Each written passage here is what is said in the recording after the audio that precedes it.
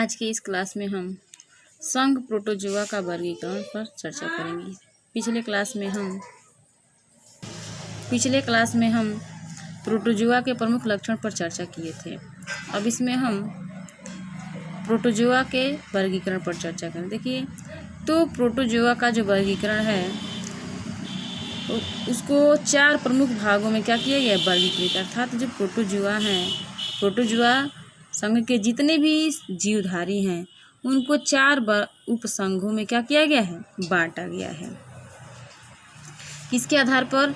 इनके गमनांगों एवं केंद्रकों के आधार पर। अर्थात संघ प्रोटोजोआ के प्राणियों में गमन करने के लिए, गमनांग मतलब गमन करने के लिए कौन कौन से संरचनाएं होती हैं, कौन कौन से अंग होते हैं, उनके आधार पर, और उनमें केंद्रक की संख्या कितनी होती है, कि उनमें उनके कोशिकाओं में कितने केंद्रक पाए जाते हैं, उनके आधार पर क्या किया जाता है, इनको क्या किया गया, 4 उपसंघों में बांटा गया है। अब देखिए, पहला उपसंघ है सार्कोमैस्टिगोफोरा।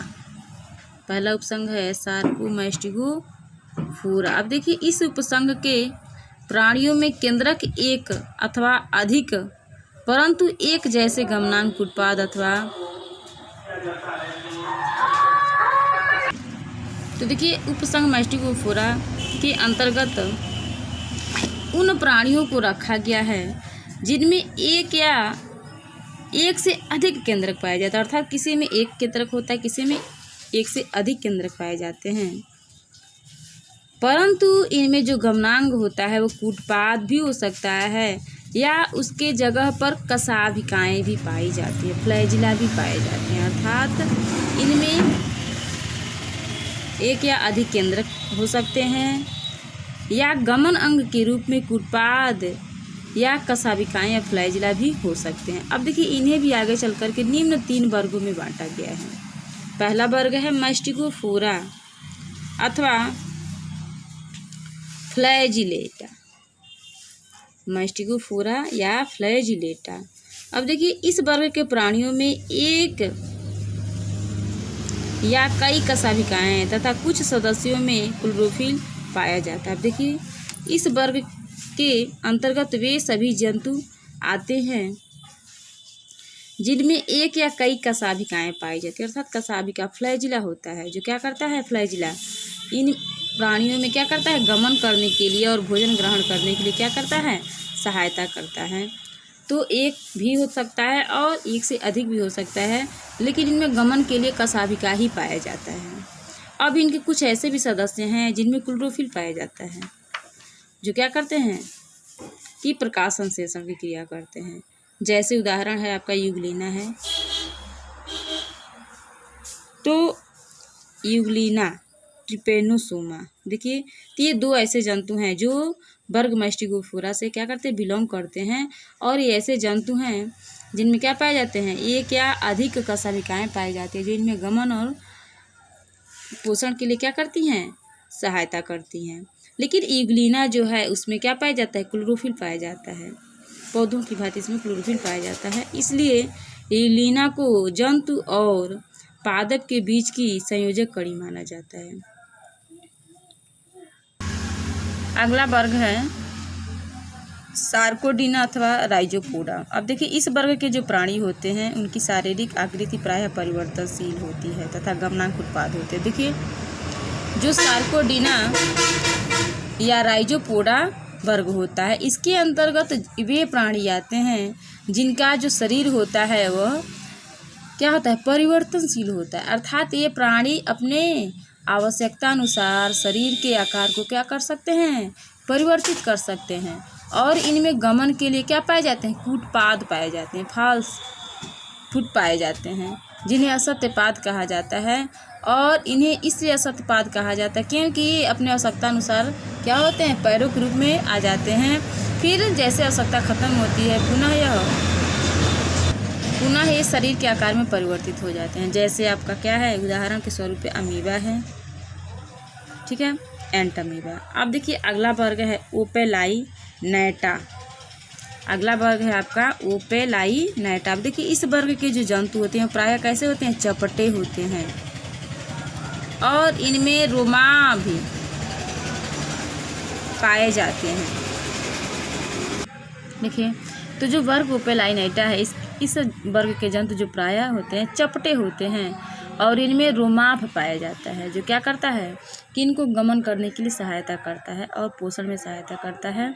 और इस वर्ग के जंतु जो होते हैं वो परजीवी होते हैं। परजीवी अर्थात ये दूसरे जंतुओं के ऊपर क्या करते हैं, आश्रित होते हैं।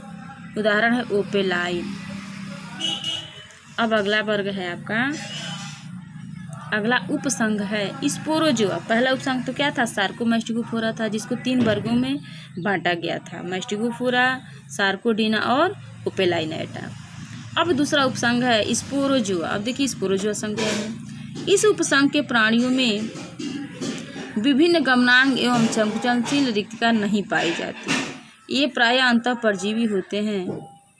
इनमें सामान्य रूप से बीजाणु जनन पाया जाता है। इन्हें निम्न 2 वर्गों में बांटा गया। अब देखिए जो स्पोरोजोआ वर्ग के जो स्पोरोजोआ उपसंघ के जो प्राणी हैं इनमें विभिन्न विशिष्ट कोई भी गमनांग नहीं पाया जाता और न ही संकुचनशील रिक्तिका पाई जाती है। साथ इनमें न कोई गमन अंग होता है, ना ही इनके अंदर संकुचनशील रिक्तिका होती है। ये प्रायः कैसे होते, अंतःपरजीवी होते हैं और इनमें जो जनन होता है बीजाणु जनन, अर्थात इनमें जनन बीजाणुओं के द्वारा होता है। अब इन्हें भी आगे चल कर के 2 वर्गों में बांट दिया गया है। पहला वर्ग है हीलोस्पोरिया। पहला वर्ग क्या है, हीलोस्पोरिया। इसमें जो बीजाणु, इसके जो बीजाणु होते हैं वो लंबे होते हैं। हीलोस्पोरिया जो वर्ग है इसमें जो बीजाणु बनते हैं वो कैसे होते हैं, लंबे होते हैं। उदाहरण जैसे प्लाज्मोडियम है, मोनोसिस्टिस है। तो प्लाज्मोडियम मोनोसिस्टिस हीलोस्पोरिया वर्ग से बिलोंग करते हैं, जो उपसंघ स्पोरोजोआ का वर्ग है।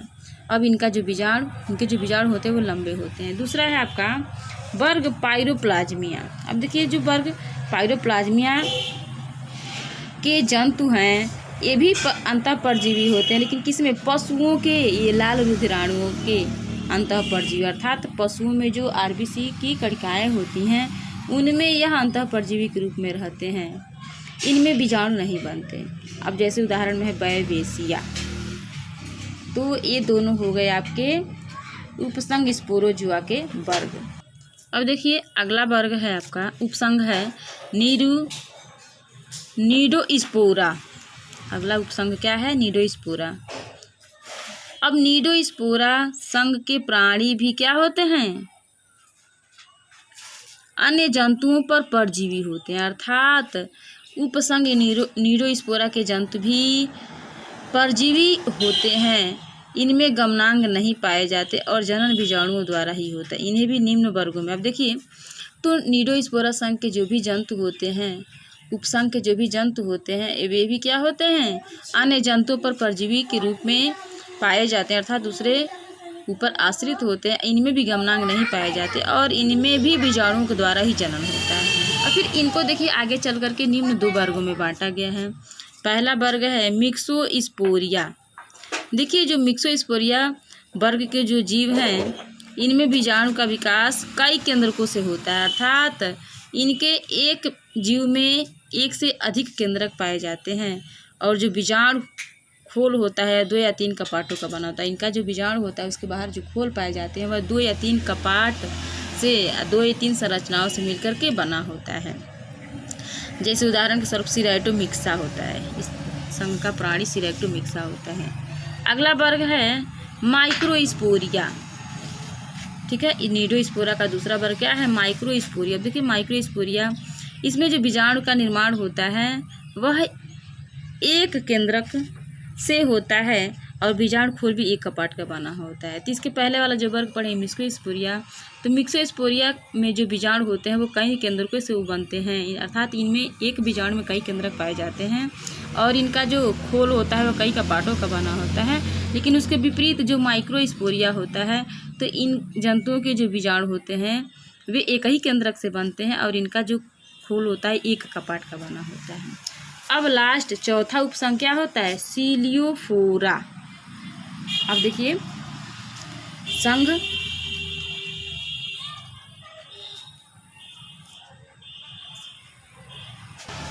अब देखिए संघ प्रोटोजोआ का चौथा उपसंघ क्या है?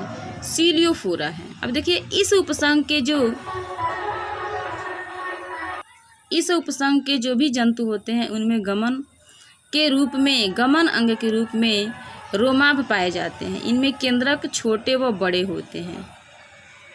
अब देखिए इनके जो केंद्रक होते हैं या तो छोटे होते हैं या बड़े होते हैं, और इस उपसंघ के सभी सदस्य को एक ही वर्ग में सम्मिलित, अर्थात इस उपसंघ के जितने भी प्राणी होते हैं इनको केवल एक ही वर्ग में रखा जाता है, जिसका नाम होता है सीलिएटा। अर्थात सीलियोफोरा उपसंघ के जितने भी प्राणी होते हैं उनको एक ही वर्ग सीलिएटा में रखा जाता है। और इस उपसंघ के जितने भी जंतु होते हैं उनमें गमन अंग के रूप में क्या पाए जाते हैं? रोमाभ भी पाए जाते हैं। केंद्रक या तो छोटा होता है या बड़ा होता है। और इस वर्ग के जो भी जंतु होते हैं स्वाश्रयी तथा परजीवी दोनों प्रकार के, अर्थात स्वाश्रयी कुछ ऐसे भी जंतु होते हैं जो सेल्फ डिपेंडेंट होते हैं, और कुछ ऐसे होते हैं जो दूसरे जीवों पर परजीवी रूप में पाए जाते हैं। जैसे इनका उदाहरण है पैरामीशियम।